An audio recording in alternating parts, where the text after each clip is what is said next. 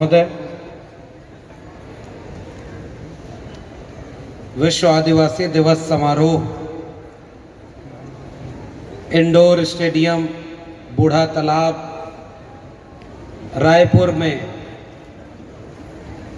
मंच पर बैठे हुए सभी सम्मानित अतिथिगण और इस स्टेडियम में आए हुए प्रदेश के कोने कोने से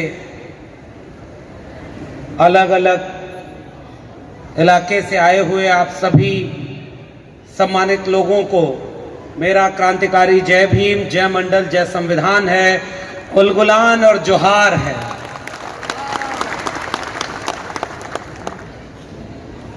आज विश्व आदिवासी दिवस है। बाकी आप देखेंगे कि दुनिया में बहुत सारे दिन हैं, बहुत सारे अलग अलग वजहों से मनाए जाते हैं। कई दिन ऐसे हैं जिसमें धरती बचाने का दिन है, पर्यावरण का दिन है, जल संकट, सब कुछ मिलाकर मनाया जाता है। लेकिन इंसान अलग अलग बटे हुए हैं। कोई देश को मनाता है, कोई अपने प्रदेश के ऊपर गौरव करता है। ये देश अलग है, अनूठा है। यहाँ कुछ लोग अपनी जाति को भी गौरव करते हैं और सब बंट करके अपनी अपनी पहचान को गोलबंद करते हैं। तो जब दुनिया बहुत सारे बंटवारे में बटी हुई हो, ऐसे वक्त में आप देखें कि आदिवासी शब्द को विश्व स्तर पर एकजुट करने के लिए आज का दिन चुना गया है कि दुनिया भर में आदिवासी पहचान के लोग एकजुट हैं और आज हम यहाँ खड़े होकर उस एकजुटता का उत्सव मना रहे हैं कि हम सब एक हैं। इसीलिए देखिए कि आज जोड़ने का एक दिन है। बाकी लोग तो तोड़ने का काम कर रहे हैं। और अभी इस तरह के आयोजनों में आकर के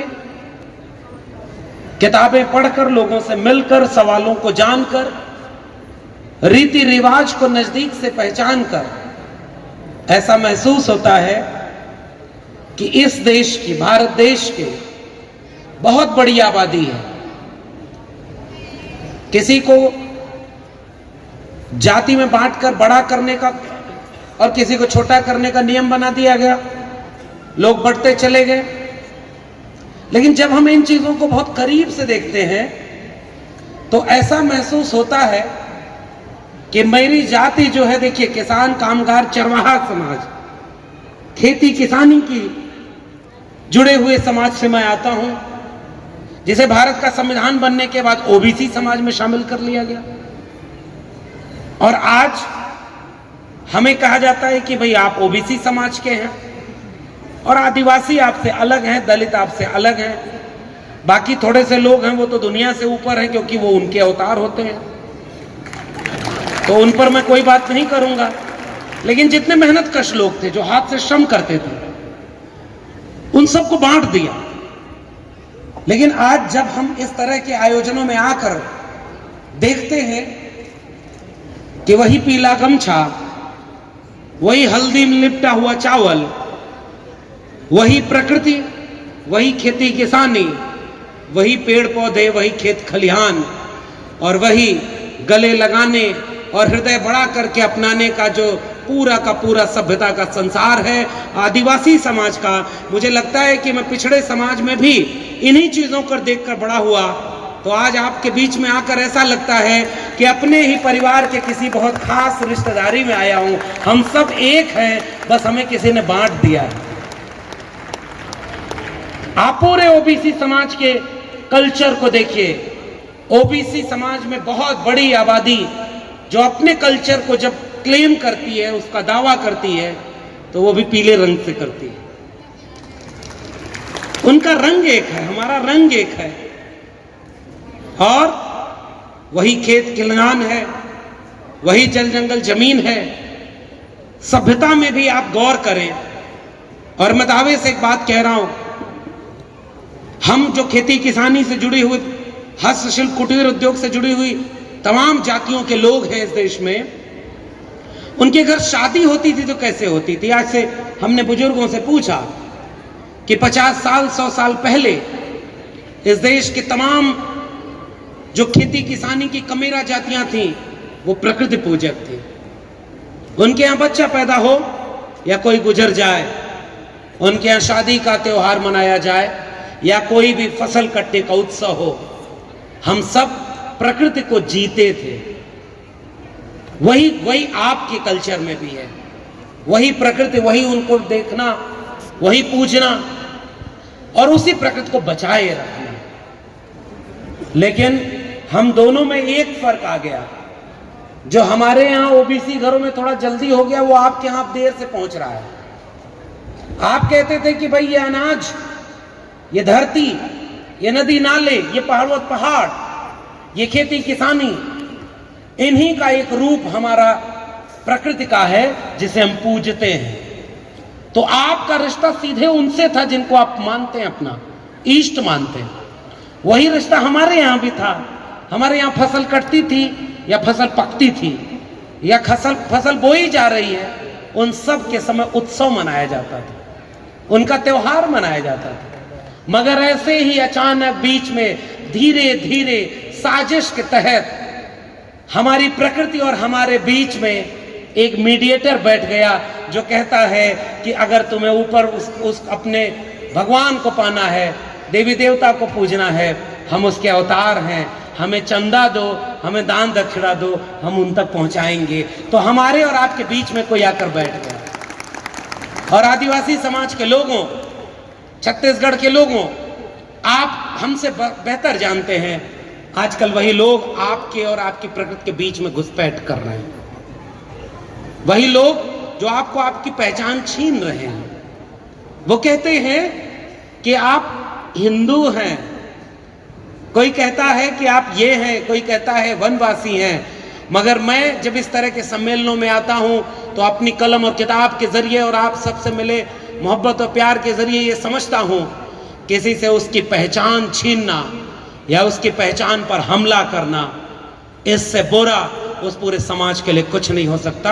और वो लड़ाई आप लड़ रहे हैं, आपकी लड़ाई में मैं शामिल होने यहां आया हूं। वो पहचान की लड़ाई है, वो हक अधिकार की लड़ाई है, वो लड़ाई जो सदियों से चली आ रही है। क्योंकि मैं बार बार एक बात कहता हूं, भारत का 3 नक्शा बनाइए। एक नक्शे पर जल जंगल जमीन बनाइए, एक नक्शे पर खनिज संसाधन बनाइए और तीसरे नक्शे पर आदिवासी बनाइए। तीनों नक्शों को एक जगह रखिए, आप देखेंगे कि जहां जल जंगल जमीन है वहीं खनिज है, और जहां ये दोनों है वहीं आदिवासी है। यानी इन दोनों को बचाने वाले कोई हैं तो वो आदिवासी है। लेकिन बीच में कुछ लोग आए, दुनिया में जब राजा बहुत सारे होते थे, और मैं आदिवासी समाज की परंपरा पर ज्यादा नहीं बोलूंगा, आप जानते हैं, क्या आपको नहीं पता आपका इतिहास कि आप यहाँ की शासक जातियां रही हैं, आपने यहाँ पर शासन किया है, आप यहाँ के हुक्मरान रहे हैं, आपके हाथों से इस दुनिया को रहने लायक बनाया गया है। फिर गुलाम किसने बनाया? क्या आपको नहीं लगता कि हम और आप गुलाम हैं?